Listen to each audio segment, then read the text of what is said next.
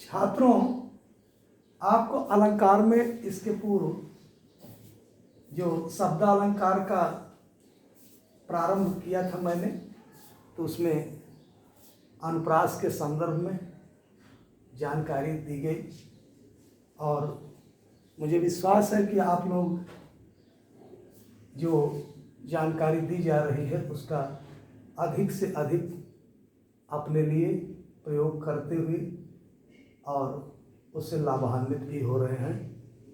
किंतु अभी भी लोगों की जो अभिरुचि है, मुझे प्रतीत होता है कि उस दिशा में नहीं जा रही है जैसी अपेक्षाएं। पुनः यमक अलंकार का यहाँ पर आपको बोध कराया जाएगा। यमक जो शब्द है, यम माने दो होता है, तो यहाँ पर दो से अभिप्राय इस बात का है कि जब कोई शब्द एक से अधिक बार आए, इसका अभिप्राय क्या हो गया? उदाहरण में देखने के बाद यह चीज जो है समझ में आती है। कनक और कनक, जब कोई शब्द एक से अधिक बार आए, कनक जो है एक के बाद दूसरी बार भी आया है और आने के उपरांत प्रत्येक स्थान पर उसका अर्थ भी इसका अलग हो गया, इसका अलग हो गया। शब्द वही है, कनक यहाँ भी है, कनक यहाँ भी है, किंतु दोनों का अर्थ भिन्न भिन्न दिखाई दे रहा है। इसका मतलब क्या है? यमक से तात्पर्य दो से, वही शब्द पुनः पुनः आपको मिलता है, किंतु उसका अर्थ जब एक बार मिला तो उसका दूसरा हो गया, दूसरी बार मिला दूसरा अर्थ हो गया। तो इस तरह से यमक के दो अर्थ उसी शब्द के दिखाई देते हैं, दो शब्द और दो अर्थ। तो कनक कनक ते सौगुनी मादकता अधिकाय, मादकता का मतलब उसमें नशीलापन से है। तो कनक कनक ते सौगुनी, एक कनक है, एक कनक का अर्थ क्या है, एक दूसरे कनक का अर्थ क्या है। एक कनक का अर्थ धतूरा भी है, दूसरे कनक का अर्थ सोना है। तो धतूरा और सोना दोनों में नशा कहा गया है कि दिखाई देता है, नशे का प्रभाव होता है। किंतु धतूरा तो पहले से ही विदित है कि यह नशे की जो सामग्री है या नशे का यह पूरा जो इसका कार्य है नशे से जुड़ा हुआ है, इसमें मादकता है, वह जो है मादक द्रव्य के रूप में है। तो किंतु सोना तो आभूषण के रूप में, समृद्धता के रूप में विभिन्न प्रकार से उसका प्रयोग होता है, किंतु जो सोने का प्रभाव है कहीं धतूरे से भी बढ़ करके 100 गुना, यहाँ पर लिखा गया कि 100 गुना उसकी जो प्रभावशीलता है, उसका नशीलापन है, अधिक बढ़ जाता है। एक के खाने से, धतूरे के खाने से तो नशा होता है तो आदमी बौरा जाता है। बौरा जाता का मतलब उसका मानसिक रूप से जो प्रभाव है उसके मन पर ऐसा हो जाता है कि देखने से ही प्रतीत होता है कि यह नशे में है। हाँ, अर्थात उसकी जो भाव भंगिमा है अलग प्रकार की हो जाती है, वह नशे का सेवन किया हुआ दिखाई देता है। और एक पाया तो भी जो है बौरा जाता है। सोना मिल गया आपको तो उस जो समृद्धता है, जो उसकी अपनी अर्थ की गुणवत्ता है, वह ऐसा प्रभाव डालती है कि उसके कारण भी लोग नशे में हो जाते हैं, अर्थात उनकी उन्मत्तता दिखाई देती है।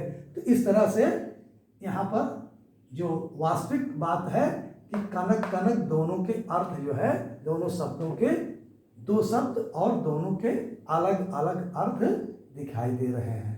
तो यहाँ पर दो अर्थ होने के कारण इस बात को समझ में आता है कि यहाँ यमक अलंकार है। यमक अलंकार के बाद अब श्लेष। श्लेष का जो शाब्दिक अर्थ है वह श्लिष्ट होना या चिपके होने, उसी में जो है लगा हुआ चिपक जाए। जैसे कोई कागज होता है, पता चला कि आप कोई मान लीजिए कोई नोट है, कागज है, आप उलट रहे हैं तो उसमें एक दूसरे से चिपक जाता है। ये होता है कि आपने उलट दिया, एक ही कागज था, पता चला कि दूसरा उसी में लगा है। तो यहाँ पर देखने में जो उसका द्रष्टव्य भाव है और वास्तविक भाव है, अंतर आ जा रहा है। यहाँ कोई शब्द ऐसा है कि देखने में तो उसका सहज रूप में अर्थ मान लीजिए आप निकाल ले रहे हैं, किंतु उसमें एक नहीं अनेक अर्थ जो है छिपे हुए हैं। तो जब एक से अधिक अर्थ निकलने लगे तो वहां पर श्लेष अलंकार हो जाता है। श्लेष का जो शाब्दिक रूप से अर्थ है मैंने बताया कि उसका तात्पर्य श्लिष्ट होना। श्लिष्ट का मतलब चिपका हुआ होना। तो उदाहरण देखिए, तो बार बार यहाँ पर आपको पानी का उदाहरण देखने को मिल रहा है। रहीमन पानी राखिए, बिन पानी सब सून, पानी गए न उबरे। यह पानी एक शब्द ऐसा है जो कि उसके आशय जो है अनेक प्रकार के दिखाई दे रहे हैं। पानी यहाँ पर मोती है, मानुष माने मनुष्य, चून माने चूना। तो मोती आपको मूल्यवान होता है, मोती कीमती होने के कारण जो है वह लोग और शरीर पर उसका श्रृंगारिकता में भी प्रयोग होता है। मोती उसकी चमक दमक, उसकी अपनी आत्मिक जो आकर्षणशीलता है उससे प्रभावित करती है। तो पानी का अभिप्राय मोती का जो आशय जुड़ता है उसमें उसकी अपनी चमक से है, क्योंकि पानी के ही द्वारा मोती की उत्पत्ति है और मोती उससे जो है निर्मित होता है, उसी से उसका उद्भव होता है और उसी से उसका विकास होता है। मनुष्य का आशय जो पानी से है, पानी का सम्मान प्रतिष्ठा से जुड़ा हुआ है। तो चाहे मोती हो, चाहे मनुष्य हो अथवा चूना हो, चूने को जीवित रखने के लिए पानी की आवश्यकता है। मनुष्य को सम्मान की आवश्यकता है, वह भी पानी शब्द से प्रयुक्त उसका भाव विश्लेषित किया गया है। तो इस प्रकार से मोती, मनुष्य और चूना तीनों के लिए पानी उपयोगी है। एक पानी तो साधारण पानी है चूने के रूप में, मनुष्य के लिए प्रतिष्ठा के रूप में है और मोती के लिए उसकी चमक दमक के रूप में है। तो बिना तीनों के प्रभाव में पानी यदि समाप्त हो जाए या पानी का प्रभाव इनके ऊपर न रहे तो इनका अर्थ समाप्त हो जाता है। बिना इसके यह जो है उबर नहीं सकते हैं, बिना इसके इनका उद्धार संभव नहीं है, अर्थात इसके लिए अनिवार्य तत्व के रूप में है। तो इस तरह से श्लेष अलंकार आपको इन भावों को लिए हुए दिखाई देता है। तो दोनों अलंकार हो गए। अब आगे